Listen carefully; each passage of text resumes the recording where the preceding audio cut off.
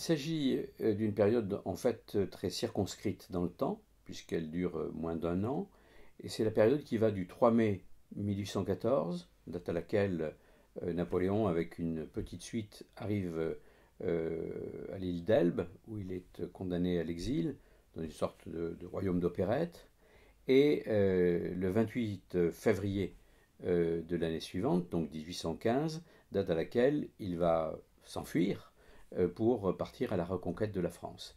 Et donc cette période est une période à la fois de latence dans ce qui se passe théoriquement pour Napoléon, mais également une période de très grande activité, une activité qui, comme le titre du livre l'indique, est une activité secrète.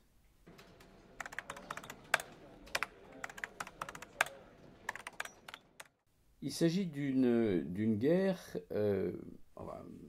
qui n'en est pas une véritablement, c'est plutôt la préparation d'une guerre.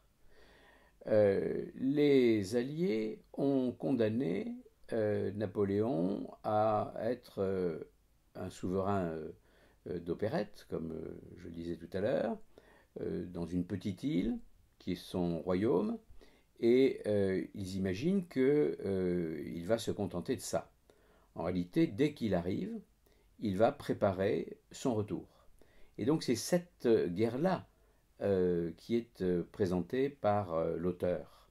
Une guerre dans laquelle à la fois il y a de la dissimulation, c'est en cela qu'elle est secrète. Évidemment, Napoléon ne fait pas ça au vu au sud de ses geôliers, et en même temps une préparation qui relève véritablement de la guerre.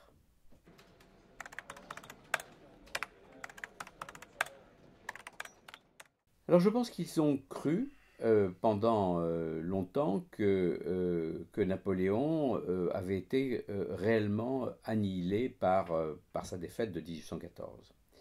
Ils ont cru également qu'en l'humiliant, en l'éloignant de la sorte, ils avaient mis l'empereur à genoux.